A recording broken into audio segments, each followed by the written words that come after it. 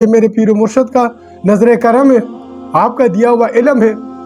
جو میں اس علم کو عوامی سطح پر دور حاضر کے لحاظ سے، یعنی قرآن کی آیات جو اس کا نزول جو ہوا ہے، اس قرآن کی آیات کو دنیا کی کوئی طاقت بدل نہیں سکتی۔ قرآن کی آیات میں زیر زبر پیش کا کوئی فرق نہیں کر سکتا، لیکن ہر دور میں قرآن کی آیات کی تفسیریں ہوتی رہی ہیں، ہر دور میں تفسیر ہوتی رہی ہے، اور ہر مفسر نے اپنی علم کے مناسبت سے، اپنی عقل اور شعور کے مناسبت سے،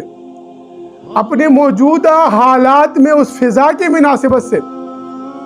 قرآن کی تفسیر کی ہے۔ برادران اسلام، یہ اشاعت ثانی اسلام کا دور ہے۔ اس دور میں اسلام کے علم نے بلند ہونا ہے۔ اب ہم نے قرآن سے اس دور کو تلاش کرنا ہے۔ دیکھیے، ہر دور میں قرآن نافذ العمل ہے، جس طریقے سے میں نے اس سے پہلے عرض کیا تھا برادران اسلام کی، جس طرح پاکستان کے حدود میں پاکستان کا قانون نافذ العمل ہے، ہندوستان کی حدود میں ہندوستان کا قانون نافذ العمل ہے، ایران کے حدود میں، افغانستان کے حدود میں، یورپ کے ہر ملک کے جو حدود ہے، جو زمینی احاطہ ہے،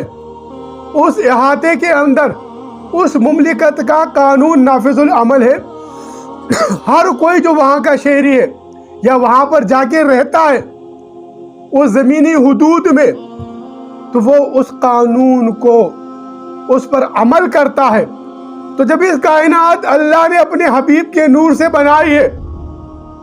اس کائنات کو اللہ نے عقائد دو جہاں محمد مصطفیٰ صلی اللہ علیہ وسلم کے نور سے تشکیل کیا ہے، تخلیق کیا ہے، تو پھر اس پورے کائنات کے اندر اس آخری نبی کا، اس کے قرآن کا دستور نافذ عمل ہونا چاہیے۔